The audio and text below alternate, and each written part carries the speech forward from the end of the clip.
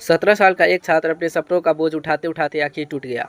गोवा के नशई इलाके के रहने वाले सिद्धार्थ हेगड़े ने जो नीट की तैयारी कर रहे थे, उन्होंने अपने कमरे में आत्महत्या कर ली।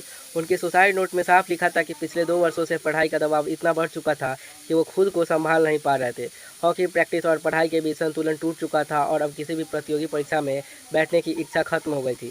यह सिर्फ एक छात्र की मौत नहीं है, बल्कि देश का शिक्षा व्यवस्था पर बहुत बड़ा सवाल है। आखिर कब तक हमारे बच्चे नंबर, रैंक और कट ऑफ के दबाव में अपनी ज़िंदगी हारते रहेंगे? कब तक नीट जैसे एग्जाम में पेपर लीक, परीक्षा रद्द होने की अनिश्चितता का माहौल छात्रों को मानसिक रूप से तोड़ता रहेगा? देश का शिक्षा मंत्री धर्मेंद्र प्रधान से सवाल है कि क्या शिक्षा व्यवस्था का काम सिर्फ परीक्षा करवाना रह गया है? क्या छात्रों की मानसिक स्थिति, उनका तनाव और उनका भविष्य किसी एक जिम्मेदारी नहीं है?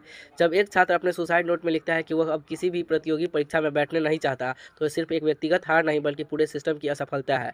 हर साल लाखों छात्र नीट और दूसरी प्रतियोगी परीक्षाओं के लिए दिन रात मेहनत करते हैं, लेकिन जब पेपर लीक होते हैं, परीक्षा रद्द होती है और लगातार दबाव बढ़ता है, तब सबसे बड़ा नुकसान उन छात्रों को होता है जो ईमानदारी से मेहनत कर रहे होते हैं।